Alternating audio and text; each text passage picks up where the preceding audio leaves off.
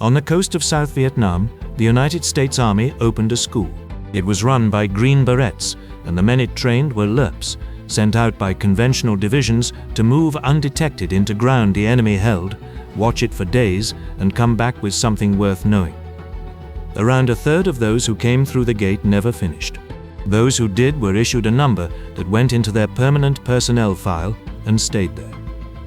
The last week of the course was not an exercise. It was a live mission into hills the enemy was sitting on, 5 or 6 men several miles past the nearest friendly unit, no relief force coming if it went wrong, and a grade waiting at the end of it.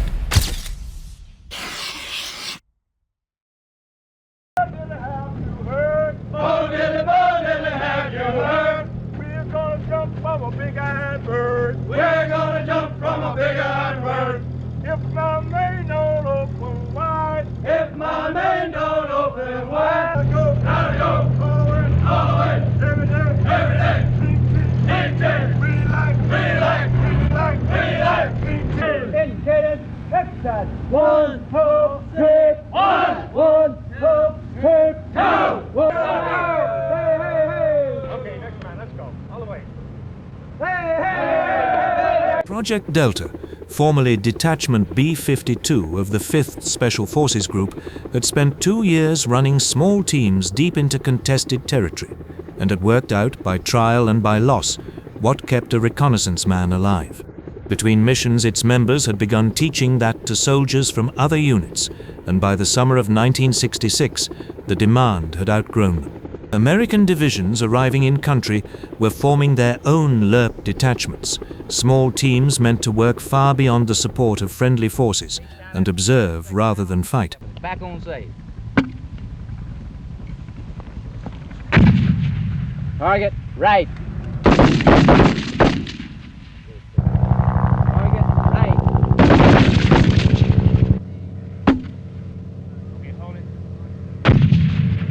The Ranger School at Fort Benning was fully committed to producing infantry officers. Nothing in the standard program addressed how to live undetected in enemy territory for 5 days. Sight is adjustable from 100 to 1,000 meters. Max effective range of the weapon, 500 yards. The main course ran 3 weeks in 3 phases, with a class of around 60 starting every 2 weeks, and a maximum of roughly 120 students on the compound at any time. Starting out with Cowboy 1-8, this is Egypt. That is our call sign. Cowboy 1-8, this is Egypt. Fire mission. Over.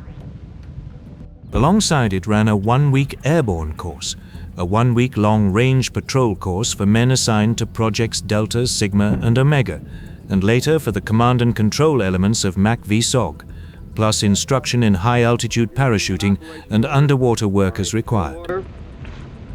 You're still considering yourselves as students, and yet you are going out on an actual operation. So bear this in mind as far as losing points is not as important as getting messed up. Your mission is to set up listening posts and ambush sites. Listening posts and ambush sites. The concept of operation is teams will set up your listening posts and ambush sites at given location per Recondo School SOP. Teams will depart this location. There was also a 2-week combat orientation course, an abbreviated Ranger course every Special Forces soldier arriving at the 5th group had to pass. Few Green Berets attended the full 3-week course, because their own training already covered most of it. That course existed for the conventional Army. Green Berets ran it. LRRPs filled it. Entry standards were codified in a United States Army Vietnam regulation, numbered 350-2, and they filtered candidates before anyone reached the coast. A student had to be a volunteer holding a combat arms specialty. He had to have completed a month in country, which eliminated the newly arrived, and to have 6 months remaining after graduation, so the Army recovered the investment. He had to be proficient in general military subjects and in condition to run. Above all, he had to be assigned, or about to be assigned, to a LRRP unit, though cavalry scouts, battalion reconnaissance men, and the occasional Air Force pararescue men were taken as well. Units that sent unsuitable men got them back. The first week was designed to break people, and it did most of its work quickly. Physical screening came first, on the sand at Nha Trang, where running costs roughly twice the effort it does on firm ground. The rucksack runs became notorious. A 30-pound sandbag, 4 full canteens, load-bearing equipment, weapon and ammunition every morning. Hand-to-hand work was done in a sandbag pit dug into the ground, where the Korean students had to be reminded not to use their taekwondo. Between the physical training came long classroom days on land navigation, patrol procedure, medical treatment, intelligence, communications, and escape and evasion, running to more than 300 hours across the course at over 12 hours a day. Examinations and unannounced quizzes were constant, and falling asleep in a classroom was grounds for immediate dismissal. The food, by general agreement, was the best any of them had eaten in the army, which was one of very few concessions the place made to anybody. Physical failure accounted for less of the attrition than most accounts suggest. The larger filter was cognitive. Students had to reach a standard of land navigation many experienced infantrymen could not meet, plotting their own position from terrain features under time pressure, accurately enough that artillery fired on their coordinates landed where they intended. They learned to adjust artillery and to direct tactical air, calling live ordnance onto real targets. They were taught several different radios, field expedient antennas, and message discipline to a standard permitting a whispered transmission, an encrypted report, or an answer given with nothing but timed breaks of the transmitter squelch. Medical instruction went well beyond first aid, into intravenous injection and the use of Ringer's lactate. Weapons training covered American, Viet Cong, and North Vietnamese small arms, with particular attention to mines and booby traps. A man who could not do the map work was gone, however well he ran. The second week moved from individual skill to team method, and here the school's operational experience mattered most. Students rappelled from a 60-foot tower and then from helicopters, and learned insertion and extraction by rope ladder and by Maguire rig. Instruction covered movement in dense vegetation, camouflage, tracking, immediate action drills, and the discipline of leaving no trace.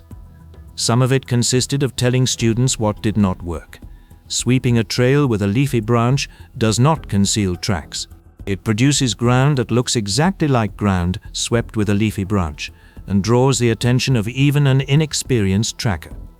Boot soles molded to resemble a bare foot or a truck tire tread were tried and abandoned because they gave poor traction and lost their effect as they wore. On mud, tracks could not be prevented at all. What could be controlled was everything else. Equipment was padded and taped until it made no sound. Scented soap was banned, food went unheated, and men did not wash or shave in the field, because the human nose detects all of it. The week ended with a 4-day exercise at the Duke Mai Ranger Camp or on Hon Tre Island, covering immediate action drills and supporting arms. Running alongside the tactical instruction was a planning process taken from Project Delta. A team received a warning order, studied maps and aerial photographs, flew a visual reconnaissance of its area, selected primary and alternate landing zones, and worked out routes, communication schedules, emergency signals, and rally points. It then delivered a brief back, presenting every aspect of the plan from insertion to extraction and demonstrating that each contingency had been covered. The stated purpose was to verify the plan. The real purpose, as the men running these briefings understood, was to check the team's state of mind. A team that could not brief back did not go. Dog burner, drop kick over.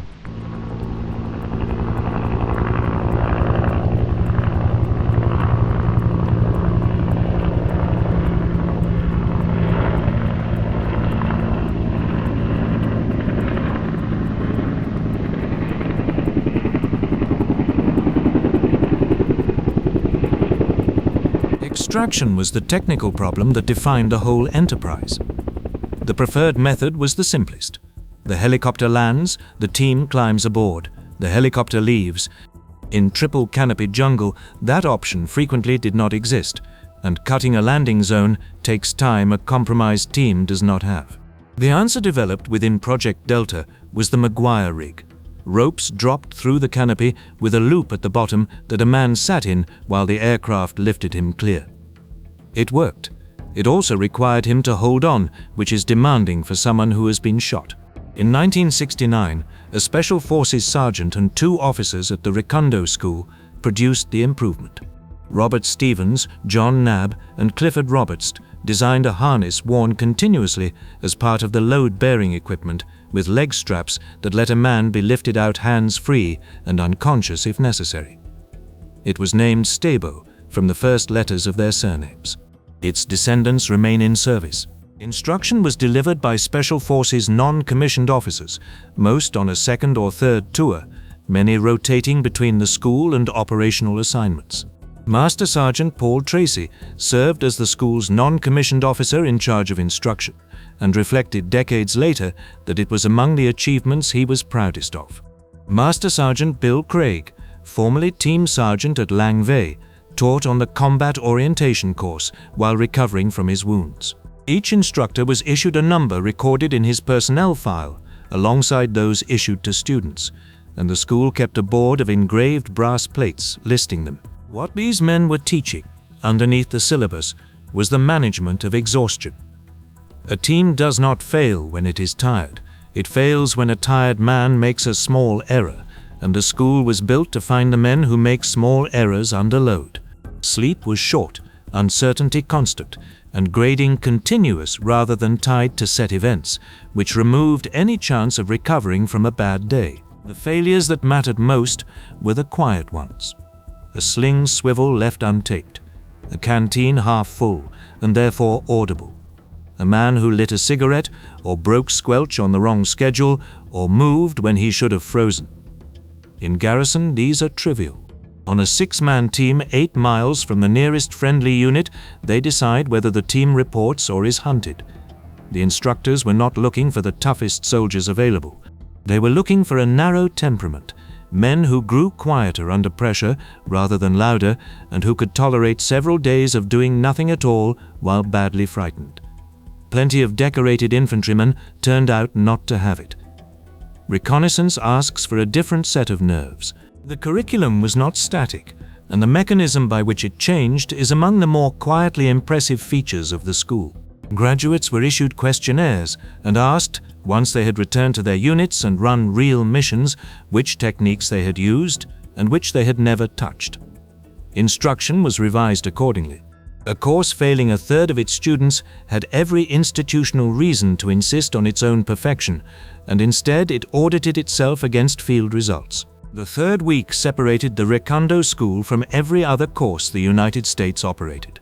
Students were formed into teams of 5 or 6, assigned an instructor, and inserted by Huey into the Dongbo Mountains behind Nha Trang, high ground used by enemy units as covered approaches toward the coastal installations. The graduation exercise had a name the students supplied themselves. They called it You Bet Your Life. Every man rotated through every position, serving as leader, radio operator, and point, and was graded on all of it. The instructor accompanied the team and intervened only when necessary.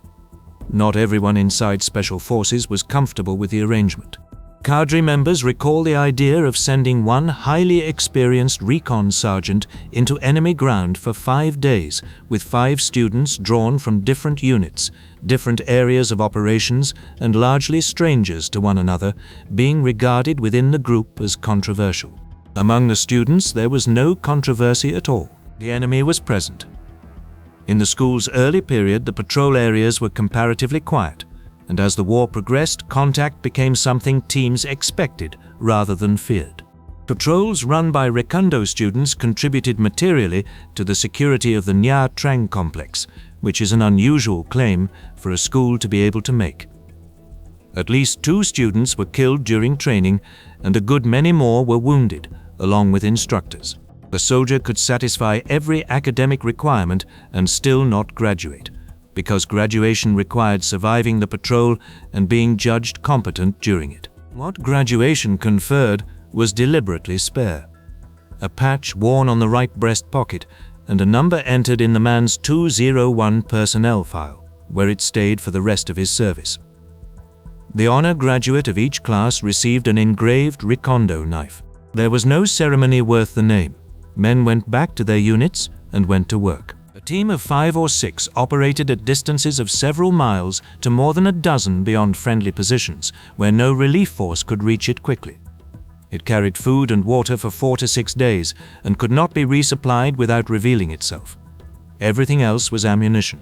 20 loaded rifle magazines came to 14 pounds on their own, and a man might carry 4 to 6 fragmentation grenades, 2 white phosphorus, and several smoke grenades on top of that, with a claymore mine adding 3.5 pounds for a charge that threw 700 ball bearings across a 60-degree arc. None of it was meant to win a fight.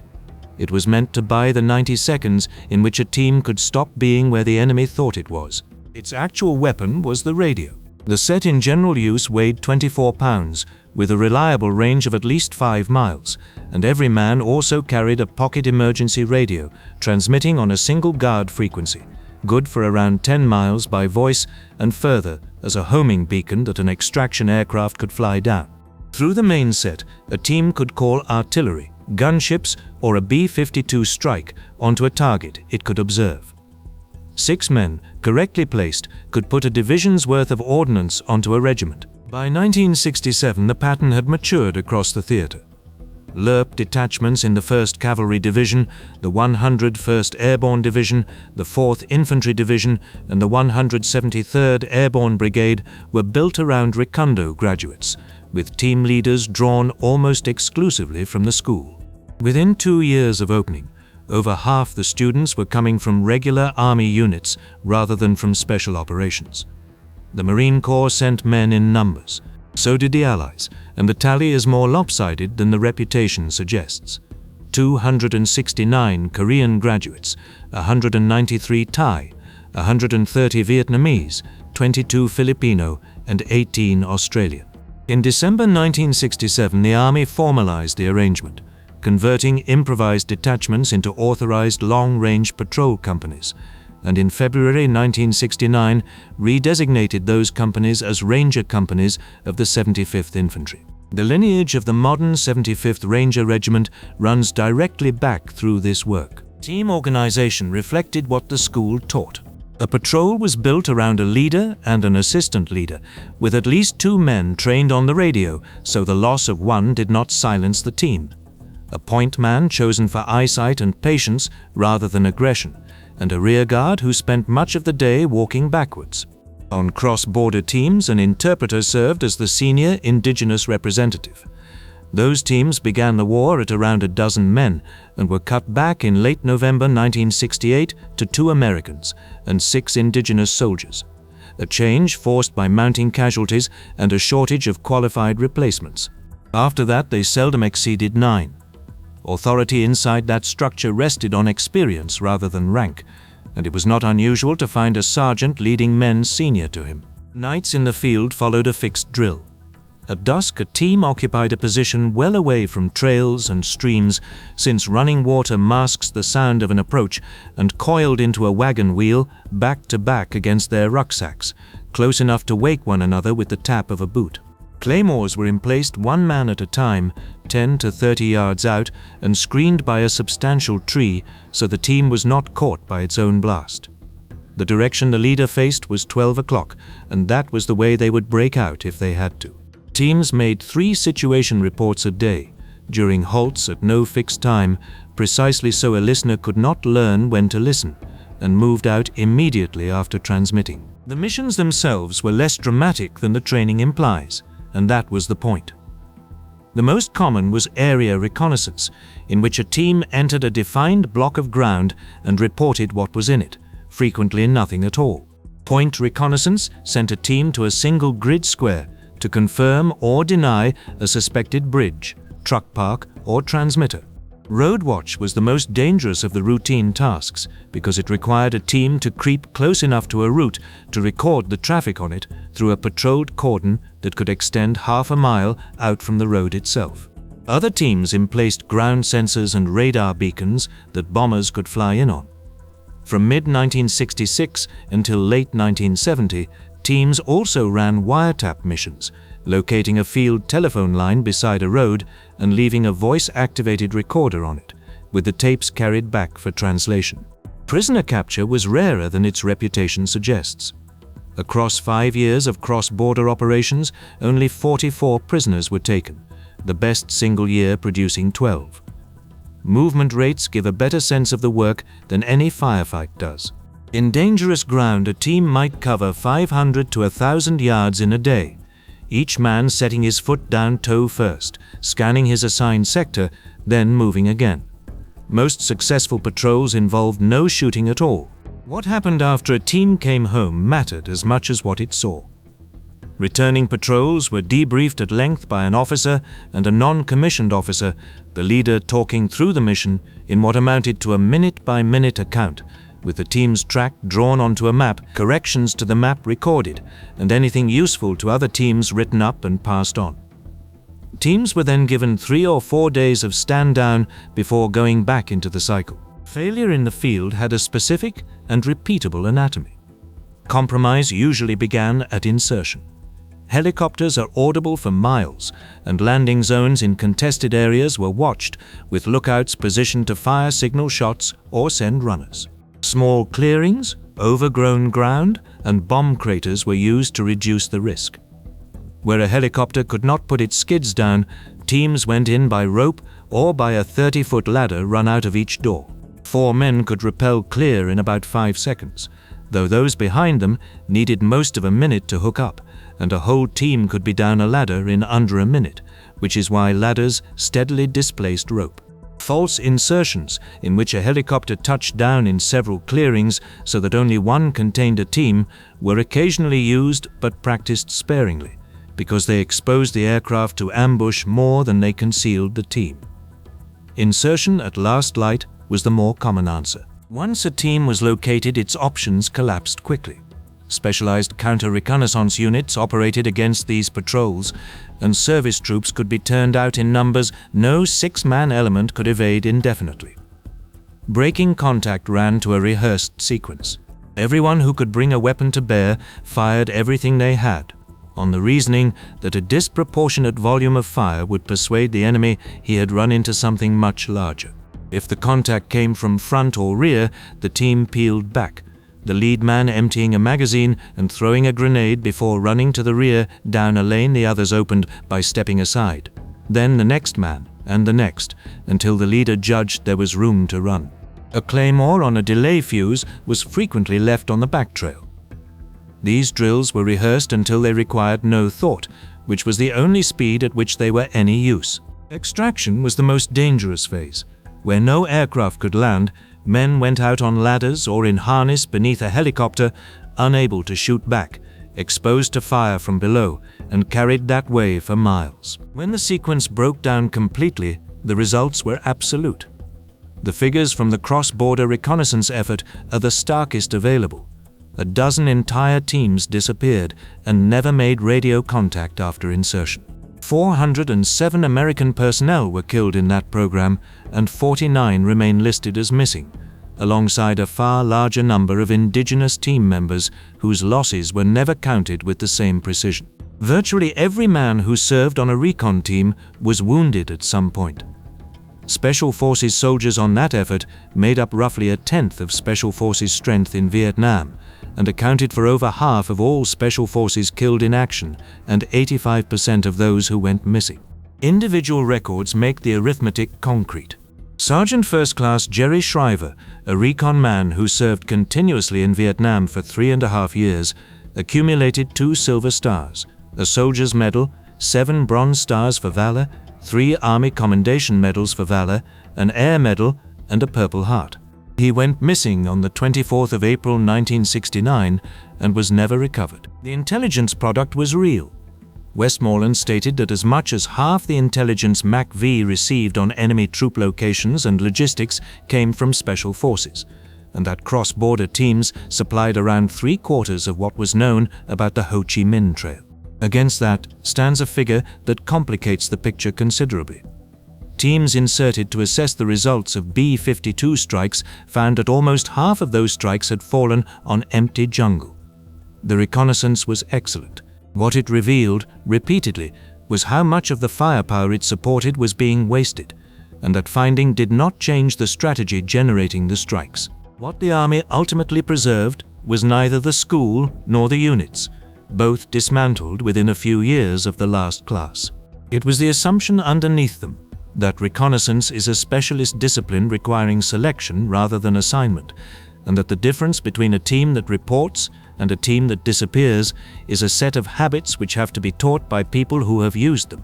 That principle had to be relearned twice in the decades afterwards, at some cost each time. The Recondo number in a man's personnel file recorded that he had met a standard, and it stayed in the record permanently, long after the compound at Nha Trang had been handed over and the institution that issued it no longer existed, to explain what it had meant.